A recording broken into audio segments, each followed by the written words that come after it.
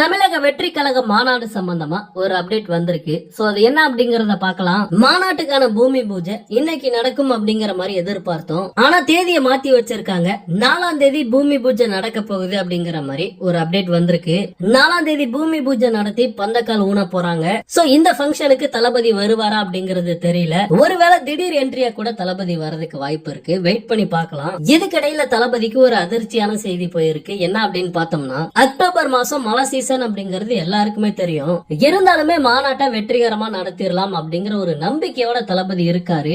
ஆனா அந்த நம்பிக்கையை உடைக்கிற விதமா இன்னைக்கு ஒரு நியூஸ் வெளியில வந்திருக்கு. என்ன அப்படின்னா, வழக்கத்துக்கு மாறா இந்த வருஷம் அக்டோபர் மாசம் அதிகமா மழை பெய்யறதுக்கு வாய்ப்பு இருக்கு அப்படிங்கிற மாதிரி ஒரு அப்டேட் பாத்தீங்கன்னா வந்திருக்கு. அக்டோபர் 15ஆம் தேதிக்கு மேல மழை வெளுத்து வாங்க போகுது அப்படிங்கிற மாதிரி எல்லாம் நியூஸ் வந்துகிட்டு இருக்கு.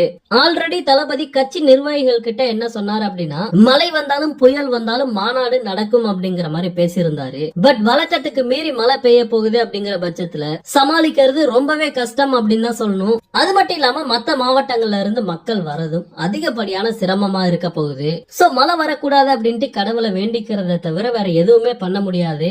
இன்னும் சில பேர் மாநாடு நடக்கிறதுக்கு வாய்ப்பு இல்ல, ஜனவரிக்கு தள்ளி போயிரும் அப்படிங்கிற மாதிரி எல்லாம் நியூஸ பரப்பிட்டு இருக்காங்க. பட் அது எல்லாமே போய் கண்டிப்பா அக்டோபர் 27ஆம் தேதி மாநாடு நடக்கும். வெயிட் பண்ணி பார்க்கலாம். ஓகே நண்பா, இந்த மாதிரி தளபதியோட எல்லா அப்டேட்டையுமே மிஸ் பண்ணாம பார்க்க நம்ம சேனலை சப்ஸ்கிரைப்